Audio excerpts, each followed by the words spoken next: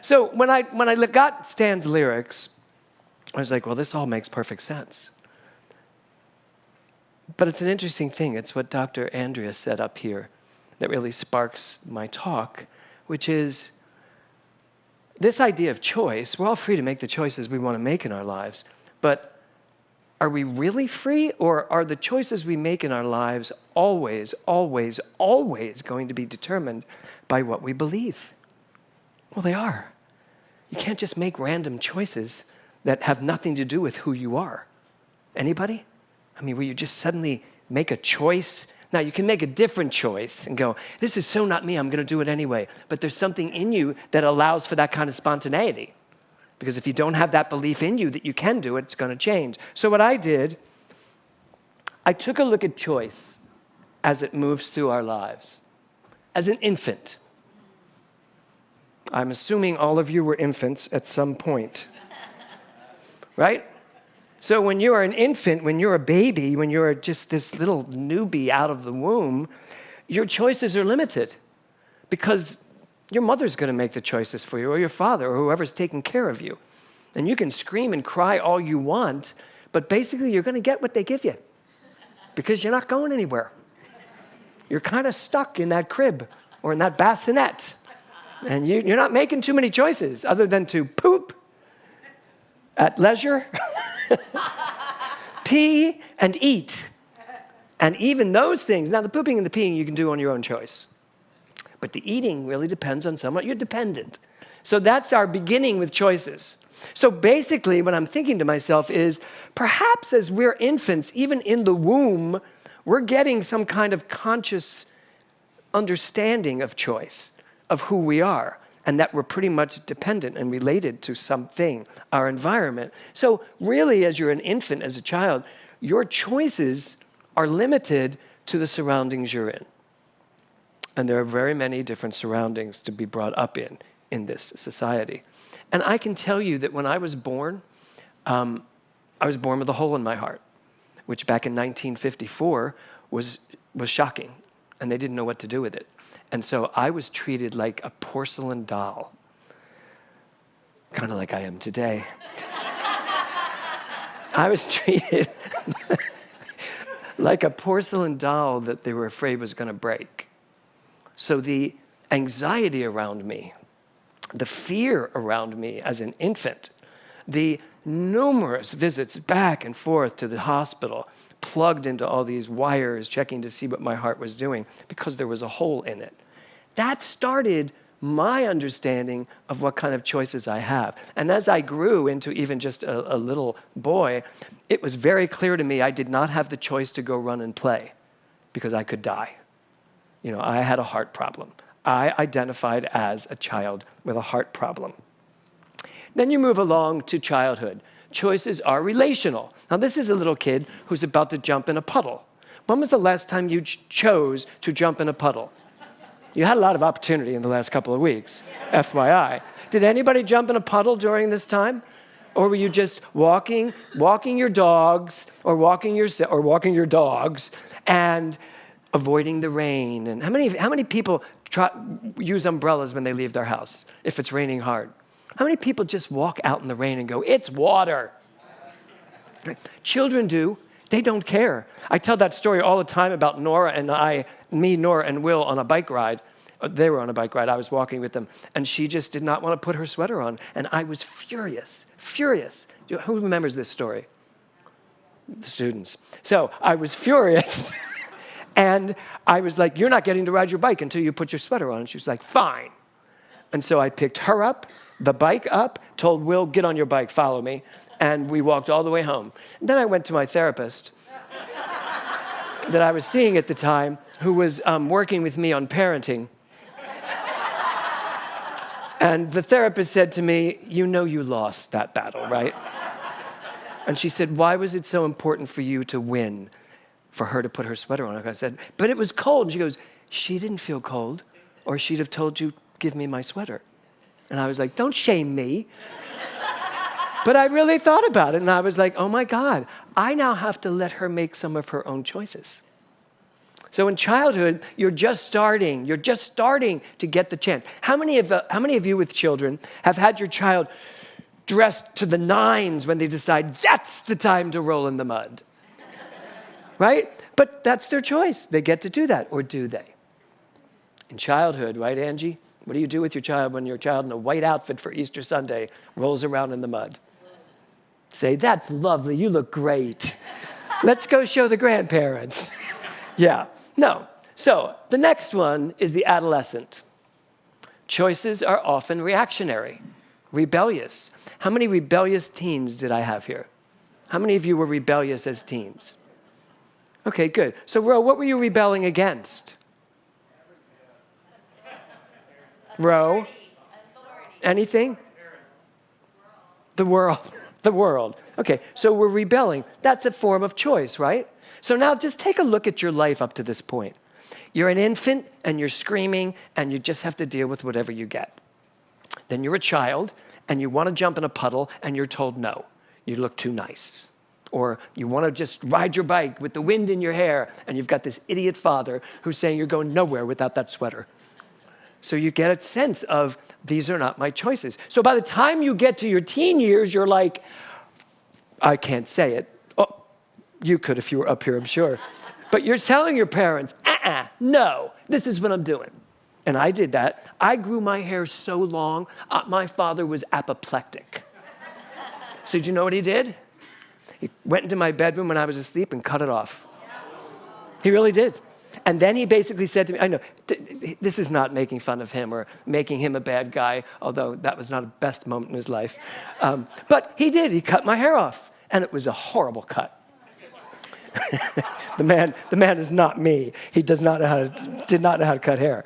But he cut my hair off. And when I woke up, and he didn't even clean it up. I woke up and I'm like, and there's like hair all over. My brother Tommy, who was awake for it, is laughing. And I'm like 16. I think I was 16. So I have to go to school that day with this. I looked like I just had shock treatment. It was just awful. And so you start thinking to yourself, I need to make my own choices. First you think, I need to get out of here. I need to call child services. Had I known then what I know now. So, but most of it's reactionary. Now, why I'm telling you this is because you are an amalgamation of all of that history of your life. You think you're sitting here today making choices, the right choices for you. But there's still your reactionary, rebellious self. There's still a little bit of your history moving you along. Then, the young adult. Choices are suddenly unlimited. Do you all remember when you finally broke free from everyone and everything, and you moved out? Are some of you still living with your parents? No, you're not. No. So choices are suddenly unlimited based on how much we're holding on to from the past. I never even realized how much of my young adulthood in New York City was really based on what I wanted to make happen to them back there. I wanted them to see this. I think half of my career was based on the rebellious state of proving something to someone, that this is who I am. Forget about whether I enjoyed it or not. It was about making a point. So that's our young adult. And then, of course, maturity. The level of mental development or wisdom that has bearing on all areas of an individual life. Would you say that's where you are now? Who's at maturity level? Okay, good. That's 2. Dr. Karen is at maturity level. Doug, did you raise your hand? You're not. You are, good. Okay. Scott, Jose, Angie, are they at maturity level? Yeah. Okay. So maturity level. Okay, so are we? But there's something to say about maturity level, too. The choices you make equal the consciousness you have. Period. That's how it works. Andrea said that up here. The choices you make are based on the consciousness you have. I still have the rebellious in me. I feel it, right, Karen? I feel it when it comes up. Ask me to do, if you insist I do something, I'm instantly no. That's what just pops up into my head. If you say, James, this is what you have to do. And it might have been the best thing in the world for me, but there's an instantaneous reaction to my history that just says, no, I have learned, because I gave this talk a couple weeks ago, to pause, have patience, and then revisit it, right? Pause, patience, and then, of course, I added to it, pivot. So pause, patience, see the possibilities, and then pivot if you have to. So moving right along, choices equals consciousness. So much like what Dr. Andrea said, you want to know why you're making the choices you're making? Or if you want to know what's causing you to make the choices you're making, look at your life, look at the choices you've made, and back it up. Back it up to see what is still at play that's causing me to make these types of choices. The title of my talk today is Choose Me. Does anybody remember this show? Yes. So, I want to read something to you.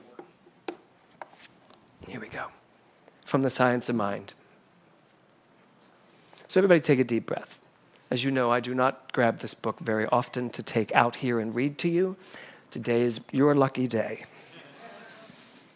So just take a deep breath. Lisa and Gary, you're looking at me like, what are you going to read? It's on page 143 and says this: we cannot live a choiceless life. Every day, every moment, every second, there is a choice. If it were not so, we would not be the individuals that we are. We have the right to choose what we wish to experience. We have the right to choose the kind of companions with whom we wish to associate, to say in what city and what type of house we would like to live.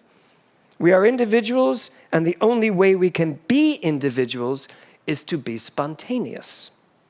There is no such thing as a mechanistic individuality. It must have the essential elements of spontaneity. There is no spontaneity and no individuality without prerogative.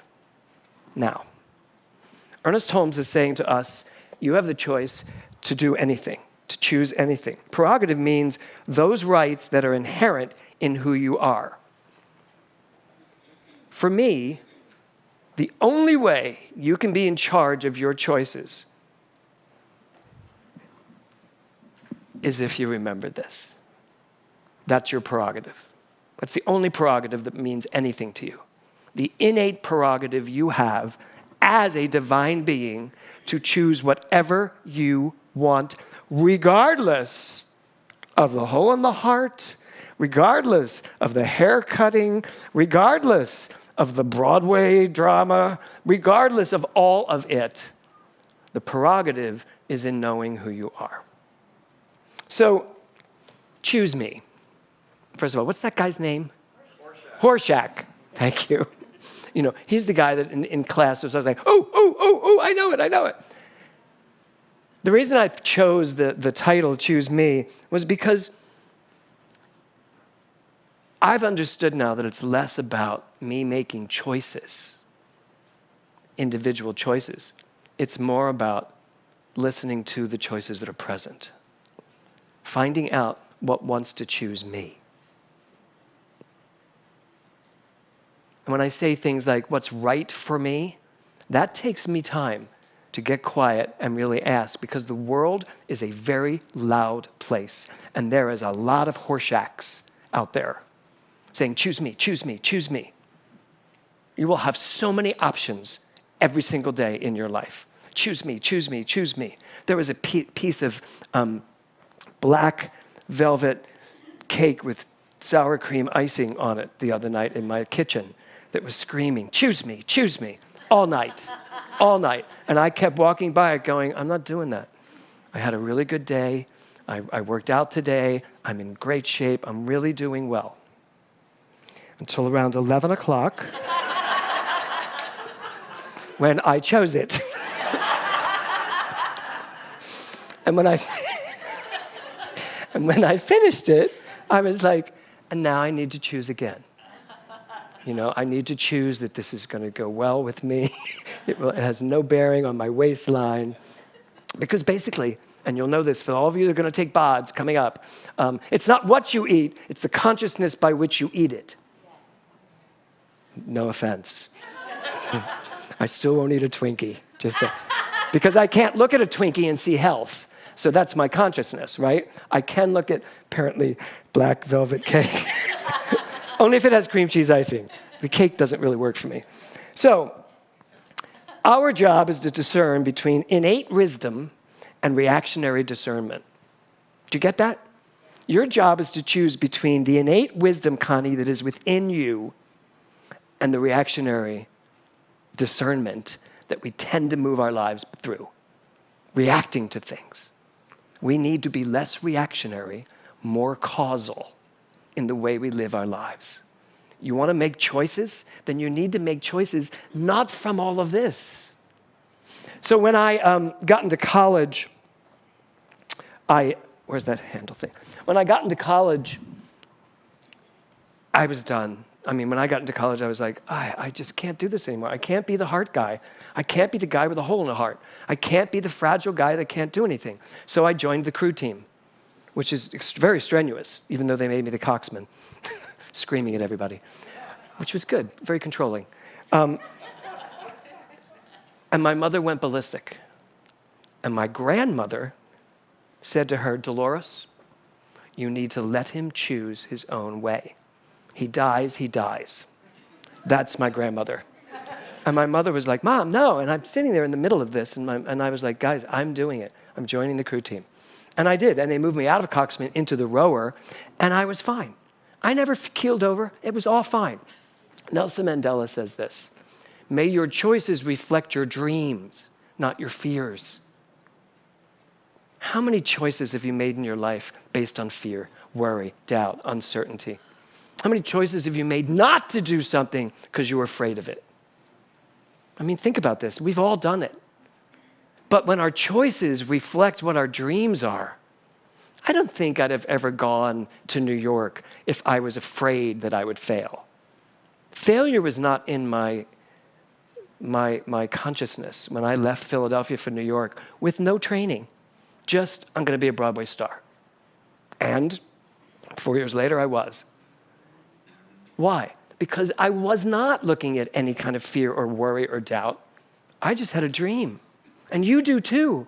You have in your heart what you know you want, who you know you are, and if you are willing to stop listening to all of this, and frankly, all of this, the future, and if you stop paying attention to all the percentages, you know the percentage of actors, singers, dancers that move to New York and succeed? I don't know. I don't know that percentage. I'm sure it's small. But that can't be what drives your story. Anthony Robbins said this, your life changes the moment you make a new, congruent, and committed decision. So it's not just what are the choices, it's once you know what it is, Carol, are you going to say yes to it? And you've said yes to a lot in your life. So what's sitting around waiting for you to say yes to it? Not a maybe yes, not a I'm cautionarily saying yes. No, just I'm willing to say yes. So in Dr. Eric's class this past Wednesday, which was just wonderful, anybody that has not had a moment to stop into the Wednesday night class, how many more do you have? Two left.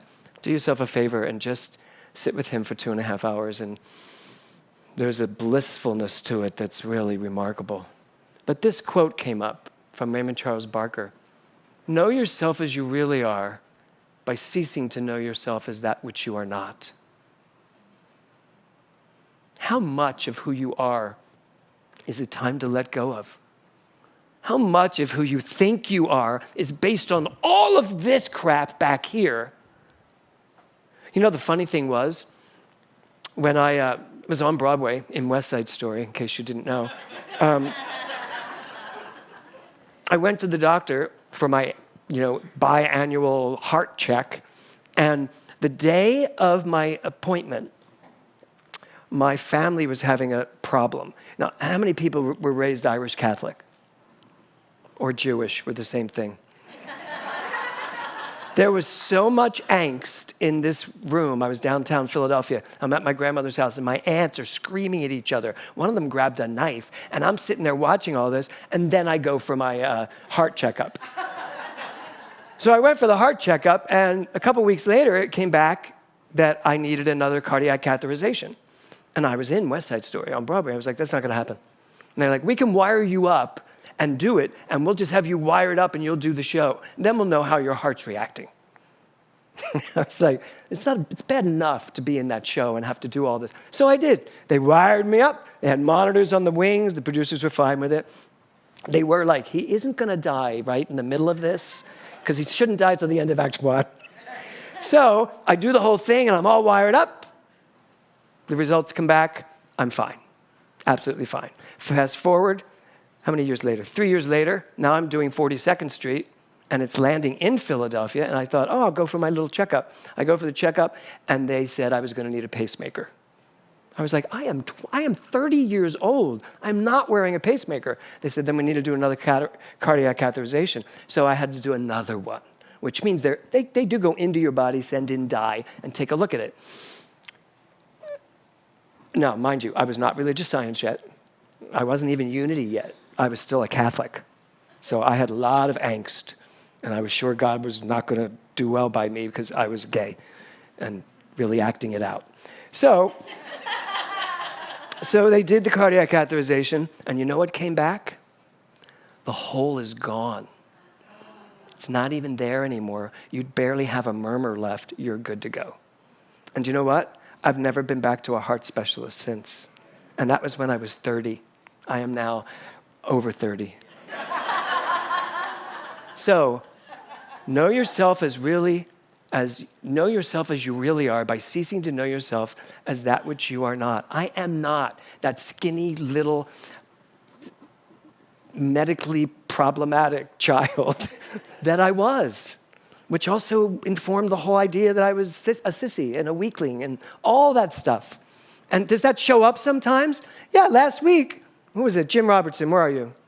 Jim Robertson said to me last week, you look skinny. And Kevin was standing right next to him. And Kevin knows that that's like a buzzword for me. If someone says you look skinny, that is not a compliment to me. But I didn't have a problem with it because I knew you were lying. Well, the irony is my scale tells the truth, and I'm probably the heaviest I have been in the last 10 years right now, which is it's all that muscle, exactly. Thank you, Mindy. Yeah. So ultimately, I can see myself as this skinny little weakling and still let when someone says you look skinny. And you know, a lot of people do tell me you look skinny, and that's fine sometimes. But there are moments that it triggers me. And that's because there's part of me, there's a little tiny little remnant left of me from back here. And sometimes those choices I make are made from my reaction to those things. But they don't have to be. They truly do not have to be.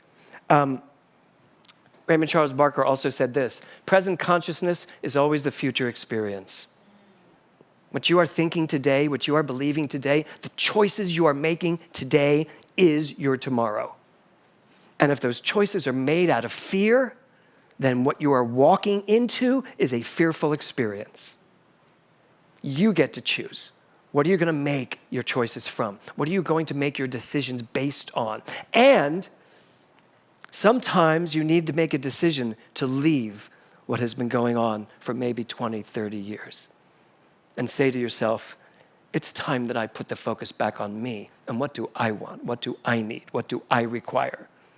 And then listen and be willing to take the risk of changing it up if you must. The last quote I have is, how do you know what type of choices you are making? Well, the way you handle the adult details of your life is an indication of the states of consciousness functioning in your subconscious mind. How do you know why you're making the choices you're making? Just look at what's going on. Your subconscious mind runs a lot of your life only when you're not paying attention. But if you pay attention and you put your focus on it, you can then make choices based on what your heart is telling you, what your innate heart is telling you. So, at the end of the day, we really need to pay attention. We need to pay attention to what is wanting to choose us, because we live in a world of good, regardless of what you may be seeing. We live in a world of creative energy. That's all this is, this creative energy. And all around you, life is constantly springing forward with possibility after possibility after possibility. And most of the time, we're not paying attention because we are focusing on something that is not going to open us up. It's going to keep us closed. And our job is to open ourselves up, pay attention to all of these possibilities, all the Horshacks around going, choose me, choose me. Well, some of them you want to go, no. And to some of them you want to go, yes. Okay, I could choose this. I would like this. Your choices are infinite. The way you make your choices requires you to find out. Because you can make the next choice and the one after that and the one after that. But if you're making it from a consciousness of fear or doubt or uncertainty or a reaction to something in the past, then those choices are not going to take you where you want to go. So I invite you to really spend your time, spend your time wisely. The short talk I gave the other week about pausing, we are in a giant pause right now. It is time for us to pause and listen and have patience at all the possibilities there are. Just because you did doesn't mean you have to do.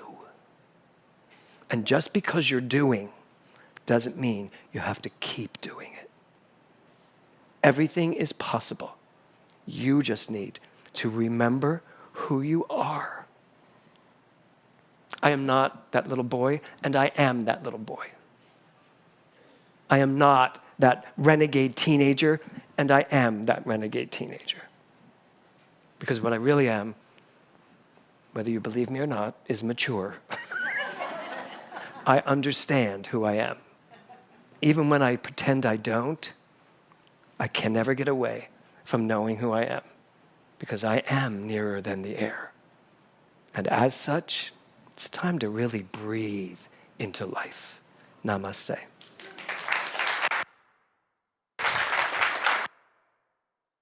Thank you. Thank you. Thank you. Thank you.